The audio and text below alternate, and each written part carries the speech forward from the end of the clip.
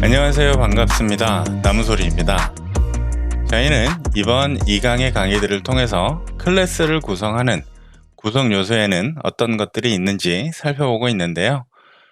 지난 시간까지 객체의 속성이 되는 클래스의 필드가 무엇인지, 필드를 정의하기 위해 변수가 무엇이고, 자바의 데이터 타입에는 어떤 것들이 있는지 살펴봤습니다.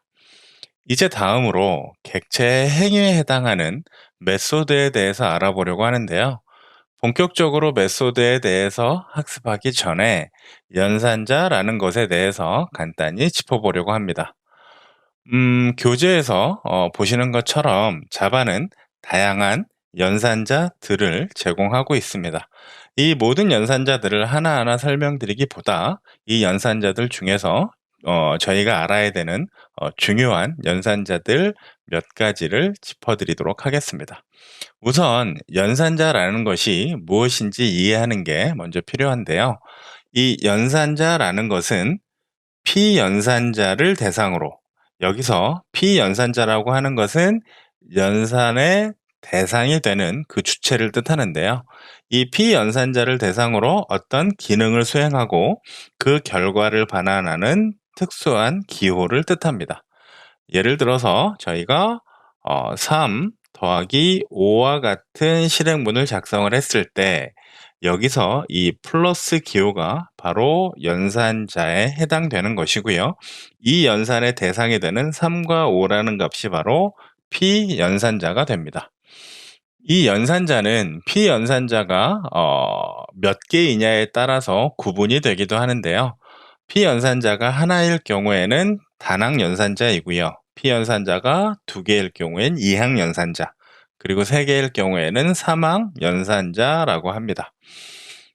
앞서 말씀드린 것처럼 이 자바에 다양한 연산자들이 있는데요. 이 중에서 저희가 반드시 알아야 되는, 반드시 이 부분은 꼭 이해하고 계셔야 되는 그런 주요 연산자에 대해서 이제 설명을 드리도록 하겠습니다. 우선 볼 내용은 이 대입 연산자에 대한 내용인데요. 대입 연산자의 기능과 그 대입 연산자가 갖는 특징에 대해서 보도록 하겠습니다. 먼저 대입 연산자의 기본 기능에 대해서 보겠습니다. 대입 연산자는 이항 연산자이고요. 이퀄 기호를 기준으로 오른쪽 값을 왼쪽 기억 공간에 저장하는 기능을 갖습니다.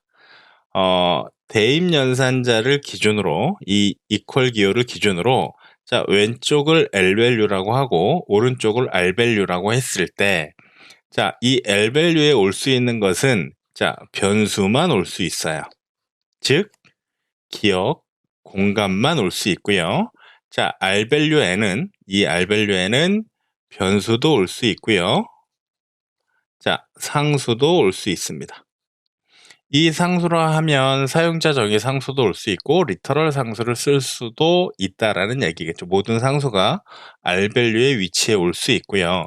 이 대입 연산자는 R밸류의 값을, 즉 변수로 왔을 경우에는 해당 변수가 가지고 있는 값이 될 테고요. 상수는 그 값을 의미하겠죠. 이 값을 이 변수에다가 넣는, 할당하는 기능을 가지고 있습니다. 즉 assign 기능을 가지고 있다라고 이해하시면 되겠는데요.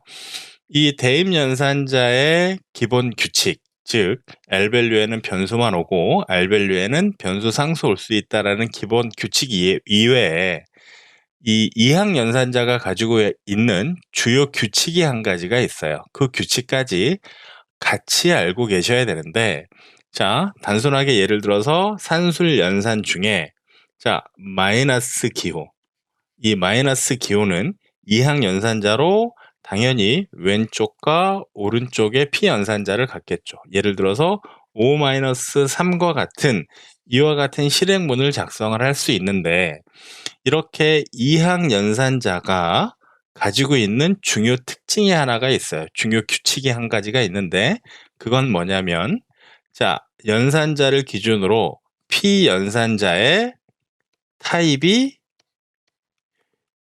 동일해야 한다라는 기본적인 규칙을 가지고 있어요. 즉, 이항 연산자의 P연산자들은 타입이 같아야지만 연산이 이루어집니다.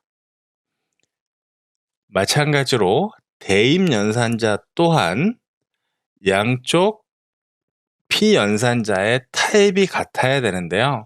일반적인 산술 연산자에서의 타입을 맞추는 것과 대입 연산자가 타입을 맞추는 기준이 달라요.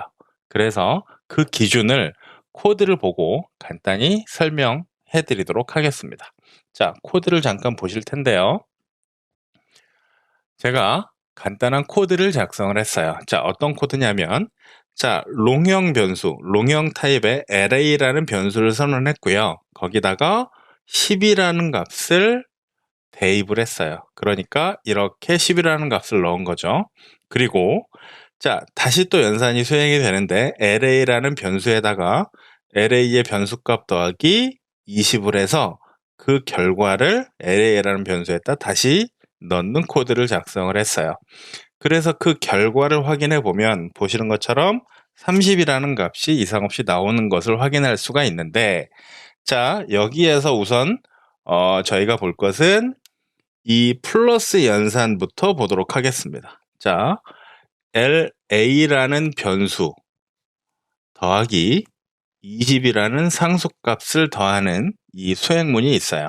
그런데 자, LA라는 변수의 타입은 롱형 타입입니다. 그리고 앞서 이 데이터 타입 강의에서 설명드렸던 것처럼 자, 리터럴 상수 정수 타입은 int 타입이라고 설명을 드렸었죠. 그러면 자, 플러스 연산자를 기준으로 왼쪽과 오른쪽의 타입이 달라요. 이럴 때에는 이 타입이 다른 상태에서 연산이 이루어지지 않고요. 두 개의 타입을 맞추는 작업이 이루어집니다. 나중에 저희가 형변환에 대해서 자세히 설명드릴 텐데요. 우선 여기서는 이항 연산자에서는 양쪽 이 P연산자의 타입을 맞춰야 된다라는 기본 규칙이 있다라는 걸 꼭 알고 계셔야 돼요. 그래서 여기서는 자, int 타입이 롱형 타입으로 바뀌어요. 롱형 타입으로 변환이 돼서 이 결과가 롱 타입의 데이터가 됩니다. 즉 플러스 연산의 결과는 롱 타입이 된다라는 거죠. 반대로 자, int 타입 더하기 롱 타입도 마찬가지로 자, 둘 중에 작은 타입이 큰 타입으로 변경이 되거든요. 그래서 자, 롱형 타입은 8바이트이고 int 타입은 4바이트이기 때문에 자, 변환이 일어나는데 int 타입이 롱 타입으로 바뀌고요. 그 연산의 결과, 플러스 연산의 결과 롱 타입의 결과가 리턴이 돼요. 이 결과가 산출이 됩니다. 따라서 지금 보시는 것처럼 자, LA라는 변수의 값이 롱 타입, 자, 20이라는 상수의 값이 int 타입이기 때문에 자, int 타입이 롱 타입으로 바뀌어서 이 연산의 결과가 롱 타입으로 돼서 이렇게 들어가요. 그러면 대입 연산자 기준으로 봐도 지금 보시면 자, LA라는 변수에다 10이라는 값을 assign 해라라는 이 대입 연산자를 기준으로 보자면 자, LA는 알고 계시는 것처럼 롱 타입이죠. 그리고 10이라는 값은 제가 L이라는 전미사를 두지 않았기 때문에 어떻게 되죠? int 타입입니다. 그러면 앞서 플러스 연산에서 말씀드렸던 것처럼 int가 롱형으로 타입이 변환된다라는 건 아실 거예요. 그런데 이 앞서 설명드렸던 것처럼 플러스 연산을 기준으로 봤을 때에는 이 양쪽 P연산자의 타입이 작은 것이, 즉 용량이 작은 것이 큰 것으로 바뀌어서 연산이 이루어진다라고 설명을 드렸는데 대입 연산자는 L밸류를 기준으로 바뀝니다. 즉 int 타입의 이 10이라는 정수값이 롱 타입으로 바뀌어서 assign 되는 것은 동일한데 그 기준이 작은 게 큰 걸로 바뀌는 그 기준이 아니라 L밸류의 기준으로 R밸류의 타입이 변환된다라는 규칙을 가지고 있다라는 것이죠. 그래서 코드로 잠시 좀 더 설명을 드리면, 자, 만일 제가 이 특정 변수를 하나 선언하고요. 자, int 타입에 자, n이라는 변수를 선언하고요. 여기다가 10이라는 값을 넣었다라고 했을 땐 아무 문제가 없어요. 왜냐하면 이 10이라는 값이 int 타입이기 때문에 대입 연산자를 기준으로 L밸류의 타입이 같죠. 그러니까 문제가 안 생기는데, 만약에 이 n이라는 변수에다가 array의 값을 넣는다 그러면 보시는 것처럼 에러가 발생을 합니다.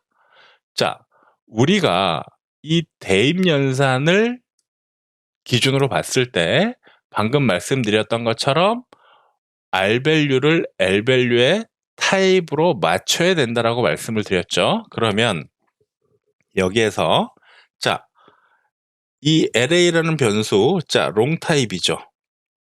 이쪽에 크게 다시 설명을 드리겠습니다. 자, 롱 타입의 값이 있고요. 자, int 타입의 변수가 있어요. 이랬을 경우에는 롱 타입이 8바이트, int 타입이 4바이트예요. 대입 연산자의 기준은 L밸류 기준으로 R밸류의 타입을 맞춰야 되는 그 규칙이 있는데, 만약에 롱 타입의 데이터를 int 타입으로 변환하게 되면 값의 손실이 일어날 수 있어요. 무슨 얘기냐면, 자, 4바이트예요. 실제로 대입 연산자의 기능을 설명드리는 거예요. 자, 4바이트의 변수에다가 값에다가 제가 8바이트의 값을 넣는다고 하면, 자, 4바이트를 기준으로 어떻게 되죠? 이 값을 잘라내야 되겠죠. 그러면 만약에 이 앞쪽의 값에 의미 있는 값들이 존재한다라면 이렇게 잘랐을 경우에 값의 손실이 발생할 수밖에 없습니다. 따라서 지금 보시는 것과 같은 이와 같은 코드는 값의 손실이 일어날 수 있기 때문에 이렇게 에러 메시지가 표시가 되는 거예요. 이후에 캐스팅에서 자세히 설명드리겠지만, 자, 이 부분이 만약에 int 타입으로 캐스팅을 해라 라고 명시해주면 에러가 사라지긴 하는데요. 여기서 여러분들께서 명심하셔야 될 것은 대입 연산자를 기준으로 L밸류의 타입에 R밸류를 맞춘다라는 거, 이 부분은 꼭 알고 계셔야 합니다. 자, 대입 연산자에 대해서는 여기까지 정리하고요. 이 캐스팅과 즉 프리미티브 타입에 대한 형변화는 이후에 좀 더 자세히 설명드리도록 하겠습니다. 다음으로 보실 연산자는 산술 연산자와 관계 연산자인데요. 산술 연산자는 여러분들께서 잘 알고 계시는 것처럼 더하기, 빼기, 곱하기, 나누기와 같은 연산이 수행되는 그 결과를 반환해주는 그 이항 연산자이고요. 거기에 덧붙여서 퍼센트 연산자라는 게 있어요. 자, 나누기 연산자는 나누고 난 이후에 몫을 구해지는 연산자라면 이 퍼센트 연산자, 모듈러스 연산자라고 합니다. 연산이 이루어지고, 즉 나누기가 이루어지고 그 나머지 값을 갖는 그 나머지 값을 제공해주는 그런 연산자라고 이해하시면 되겠습니다. 그리고 그 밑에 보시면 관계 연산자가 있는데요. 관계 연산자는 피연산자들이 같냐, 같지 않냐, 크냐, 작냐, 크거나 같냐, 작거나 같냐와 같은 그런 연산을 수행하는 기호들을 뜻합니다. 이 관계 연산자의 결과는요, 같냐, 같지 않냐와 같은 결과를 반환하는 거기 때문에 불리한 타입의 결과를 반환하게 됩니다. 대입 연산자, 산술 연산자, 관계 연산자 이외에도 보시는 것처럼 증감 연산자, 논리 연산자, BT 연산자, 사막 연산자와 같은 연산자들이 존재하는데요. 각각의 연산자들을 저희가 실제 코드, 즉 메소드를 구성하면서 연산자를 사용하게 되면 그때 자세히 설명드리도록 하겠고요. 지금은 이런 연산자들이 있다 정도로만 짚어드리고 넘어가도록 하겠습니다. 실제 각각의 연산자들의 내용은 이 교재를 보시고 그 내용을 보시면 충분히 이해하실 수 있는 만큼의 내용이니까 여기까지 짚어드리고 다음 내용을 보도록 하겠습니다. 다음으로 보실 내용은 연산자의 우선순위라는 것인데요. 하나의 실행문에 연산자가 중첩되어서 사용되었을 때 어떤 연산이 먼저 수행될 것이냐를 결정하는 게 바로 연산자의 우선순위입니다. 앞서서 다음과 같은 코드가 있었죠. 이 LA라는 변수에, LA라는 변수에, LA 더하기 20이라는 이 실행문이 있었는데요. 이 코드에서 보시는 것처럼 두 개의 연산자가 하나의 실행문에 중복되어서 사용되었어요. 그랬을 때, 플러스 연산이 먼저 될 것이냐, 대입 연산이 먼저 될 것이냐를 결정해 주는 게 연산자의 우선순위인데요. 보시는 것처럼 대입 연산자가 포함된, 즉 대입 연산자와 복합 대입 연산자들은 우선순위가 가장 낮기 때문에요. 가장 낮기 때문에 다른 연산이 먼저 수행되고 마지막에 수행되게 됩니다. 그래서 이 연산자의 우선순위에 따라서 연산들이 이루어지게 되고요. 만약에 동일한 연산 순위를 갖는, 예를 들어서 3 더하기 5 더하기 1과 같은 연산이 있다라고 가정을 했을 때, 동일한 연산 순위를 갖는 그런 연산자들이 중복되어서 사용되면 그때는 이 결합 방향이라는 것을 통해서 연산자의 우선순위를 결정을 합니다. 그러면 플러스 연산의 경우 지금 결합 방향이 왼쪽에서 오른쪽으로 향하기 때문에 이와 같은 연산의 우선순위를 갖는 거예요. 그러니까 앞에 플러스 연산이 먼저 수행이 되고요. 그 다음에 이후에 두 번째 연산이 수행되게 되죠. 연산자의 우선순위는 동일한 실행문에서 연산자가 중복되어서 사용되었을 때 무엇이 먼저 수행되는지를 결정하는 거다라고 이해하시면 되겠습니다. 다음으로 보실 내용은 형변환에 대한 내용인데요. 자바에서의 형변환은 두 가지의 종류가 있습니다. 자바에서의 형변환은 프리미티브 타입에 대한 형변환이 있고요. 지금 설명드릴 내용이 프리미티브 타입에 대한 형변환입니다. 다른 하나는 객체 간의 형변환이 있어요. 이 객체 간의 형변환은 나중에 상속과 관련된, 즉 상속이라든지 인터페이스라든지 이런 개념들을 학습하고 난 다음에 이 객체 간의 형변환이 일어나는 그 메커니즘을 이해하시는 건데요. 실제로 저희가 자바 프로그래밍을 할 때 중요한 것은 이 객체 간의 형변환이 더 중요합니다. 그 전에 이 기본 프리미티브 타입에 대한 형변환의 룰을 설명드릴 텐데요. 이 형변환의 종류, 즉 프리미티브 타입도 마찬가지고 객체 간에도 마찬가지지만 형변환의 종류는 크게 두 가지예요. 보시는 것처럼 암묵적 혹은 묵시적 형변환이라는 게 있고요. 그 다음에 명시적 형변환이라는 게 있어요. 암묵적 형변환, 묵시적 형변환이라는 것은 눈에는 보이진 않지만 형변환이 이루어지는 것을 이 암묵적 형변환이라고 하고요. 실제로 코드 내에서 형변환이 일어나는 게 눈에 보여요. 이렇게 눈에 보이는 형변환을 명시적 형변환이라고 합니다. 프리미티브 타입이 갖고 있는 형변환의 기본 규칙은 작은 데이터 타입이 큰 데이터 타입으로 변환된다라고 이해하시면 돼요. 지금 그림에서 보시는 것처럼 바이트, 쇼트, 캐릭터 등은 모두 인트 타입보다 작은 데이터 타입이죠. 그래서 예를 들어서 쇼트 타입과 인트 타입의 연산이 이루어진다 그러면 쇼트 타입이 인트 타입으로 변환되어서 연산이 이루어질 거고요. 앞서 코드에서 설명드렸던 것처럼 롱 타입과 인트 타입 간의 연산이 이루어질 때에는 더 작은 인트 타입이 롱 타입으로 바뀌어서 연산이 이루어지고 그 연산의 결과는 롱 타입으로 반환된다라고 이미 저희는 설명을 이해하고 있어요.